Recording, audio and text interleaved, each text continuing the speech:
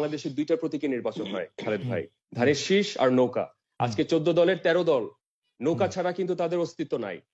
36 দল জামাত ইসলাম এবং বিএনপি ব্যতীত, এই 34 দল কিন্তু ধানের শীষ ছাড়া কিন্তু কোনো অস্তিত্ব নাই। এটা হচ্ছে চিরতরে বাস্তবতা।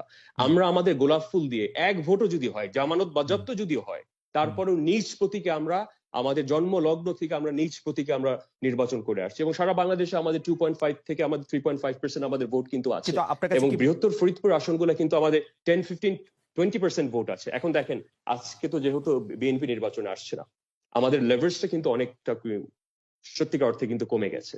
দেখেন, যখন সাজিয়া চৌধুরী এবং ওবায়দুর রহমান সাহেব যখন নির্বাচনে যায়, নৌকা তখন মাত্র 6,000 ভোটে পরাজিত হয়, এবং গোলাপ ফুলের ভোট থাকে 15,000।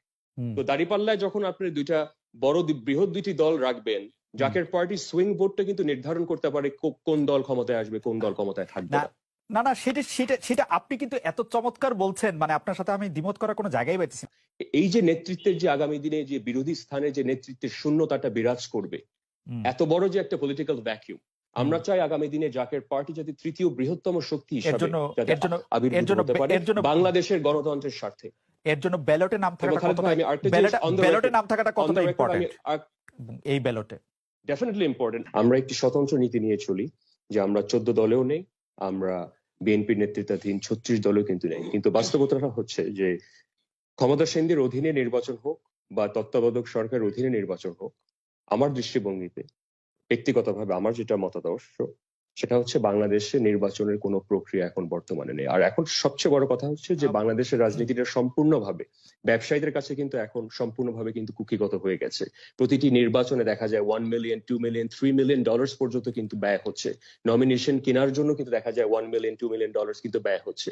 এরকম ব্যয়বহুল অবস্থানে একটি মেধাতান্ত্রিক, অর্থাৎ একটি মেরিটোরিয়াস একটি ডেমোক্রেসি কিন্তু আমরা কোনো সময় কিন্তু আমরা প্রত্যাশা কিন্তু আমরা করতে পারি না। তত্ত্বাবধায়ক সরকার আমলেও কিন্তু বিচারিক কাঠামো কিন্তু রাজনৈতিক হাতিয়ার হিসেবে ব্যবহার করা হয়েছে।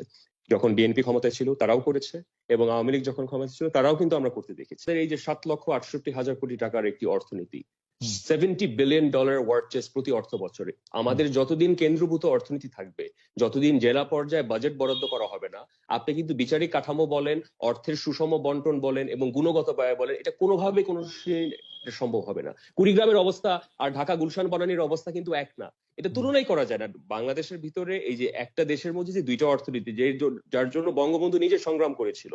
আইয়ুব খানের সময় 22টা পরিবার পুরা দেশের অর্থনীতি নিয়ন্ত্রণ করছিল। আজকে তো সেম স্টাইলে কিন্তু আমরা দেখা যাচ্ছে, যেটা আমার ব্যক্তি মতে মনে করি যে রাজনীতির জন্য সব থেকে বড় একটি সংকট বর্তমান পরিস্থিতিতে, সেটা হচ্ছে আমরা